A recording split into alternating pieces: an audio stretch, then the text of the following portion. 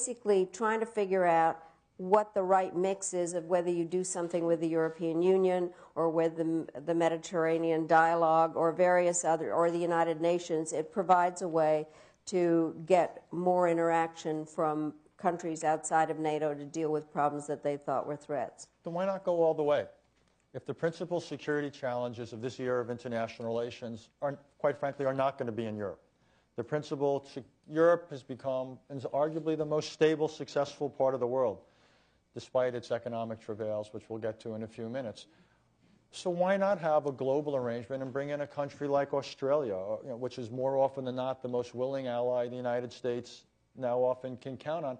Why even have this transatlantic core for a world in which the transatlantic arena is no longer central to history? Well, being where I'm from, having been born in Czechoslovakia, I do believe that the transatlantic core is still very important. And also, I do think that if we have more in common with any other group of countries, it is with the Europeans, and that when they aren't disorganized, they actually can be very supportive and helpful. And you'll let me know when that is. I'll let you know. But I think the thing, I mean, you mentioned Australia. One of the things that I think we did come up with, as I say, there are more partners than there are allies. And Australia is a very important one, a major contributor to what is happening in Afghanistan. So we thought that it was important to have those relationships. And one of the things we suggested was that there be a better mechanism within the bureaucracy of NATO to be able to plug those relationships in. One of the things, I thought you were going a different direction, and you were going to say, why didn't we use the UN more?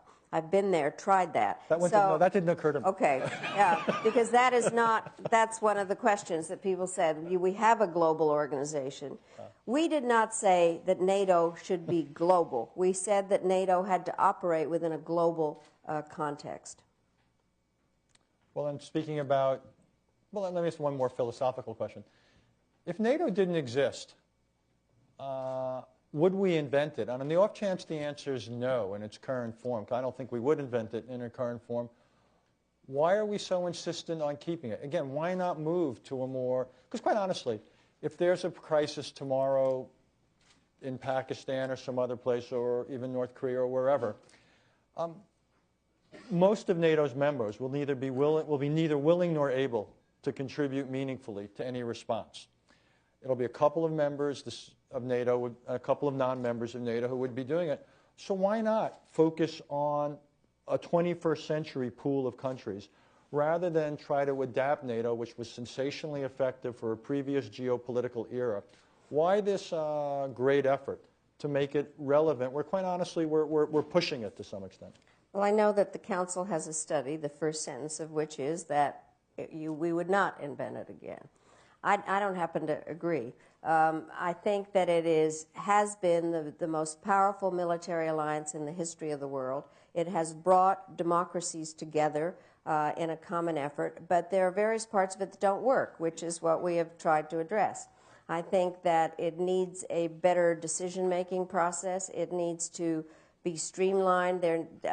What was interesting, Richard, is when I was an ambassador at the UN, I went with General Shalikashvili, who at the time was chairman of the Joint Chiefs, in order to persuade countries that wanted to be members of NATO that their time had not come yet, that we were going to do Partnership for Peace, which was a glide path. And the number of countries that wanted to be members, we said NATO is not some kind of a philanthropic organization. It is a military alliance, and what you have to do if you want to be a member of it, you have to live up to the responsibilities, then you get the privileges. I think that one of the things we talked about was there need to be a better fulfillment. There needs to be a renewal of vows, so to speak. And one of the things that are supposed to happen with NATO is that each of the countries needs to give 2% of its GDP to NATO. Only 6 out of the 28 countries do it. So there needs to be some way to make that work. Money has to be spent better, and the decision-making process has to be better. So you look, and what we did, and this will probably come up, is we looked at Afghanistan as what the lessons were and how you plan. And so I think you take an alliance that has, in fact, it's an alliance that people want to join, which I find interesting. It's not a dead alliance as far as that's concerned. Countries want to be members of NATO. And it has a very useful structure that needs some adjustment. And I do think there's the need for an alliance structure in the 21st century. I want to go in two different directions there. If only 6 of NATO's members have been willing to devote 2% of GDP when Europe's economy was rolling along at a robust 2 to 3% growth, most of the forecasts have Europe essentially flatlining, if we're lucky, at growth over the next decade. What chance is there that NATO is going to have the capacities? Well, I think this is the major issue out there, and the question is how the financial crisis affects NATO's capabilities. The Secretary General, we had a press conference together just as we put this out, and I think he stated it very well in saying if one of the issues that we're seeing in Europe at the moment is how political and economic stability is working, here is an opportunity to provide some security. This is an alliance that helps to provide security, and that in fact it is a very good time for NATO in terms of showing we are together, we are able to act together, and it provides the security component and the political component of a community. But this is the hard part. What has to happen is that the bureaucracy at NATO has to prove that they're spending their money right. There has to be, we advocated some common funding, some common procurement, and different ways of doing things, but that it was worth looking at how the financial crisis impacted. You talked about the countries still want to join. Well, the ones which obviously, Georgia has been the country that seems to want to join the most. Ukraine is split on the issue, but the moment more against it, seemingly, than for it. Well, what about Russia? Why not, if NATO is increasingly focused on out-of-area threats, as you yourself said, is no longer predicated on resistance to the old Soviet Union or a communist land threat through Europe, that increasingly NATO chooses up who decides to go and deal with this or that out-of-area conflict? Why not bring Russia in? And why not essentially, once and for all, end the division of Europe and some of the lingering, if you will, residue of the Cold War? Why not make Russia a member? And if they want to do something like one way or another they did at times in Kosovo, they can do it. And if they want to be like Greece and not participate in this or that NATO intervention, they could be like Greece. Well, first of all, we spent a lot of time on Russia.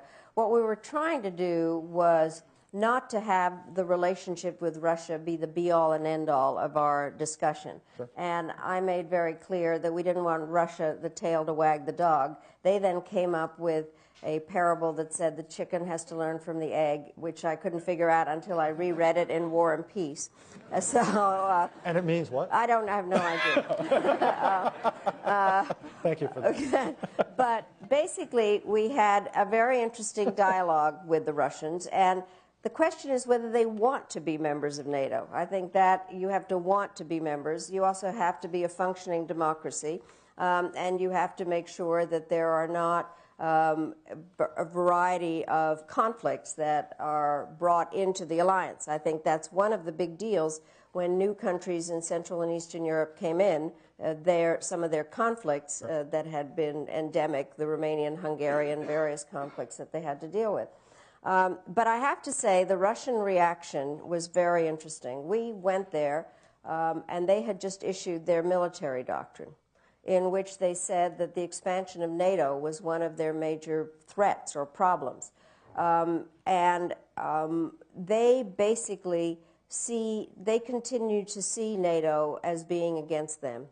Now, what we said in the report was that we believed that it was very important to have all kinds of activities with the Russians, that the NATO-Russia Council needed to be revived. It was something that we started when I helped to negotiate the NATO-Russia Founding Act, and it was discontinued after the events in Georgia. But the NATO-Russia Council provides a very good way to have dialogue. We felt that there were things that we should work on in common: counterterrorism, drug trafficking, climate, a variety of issues that we had in common. And specifically in this report, we suggest that there be work together on missile defense. We felt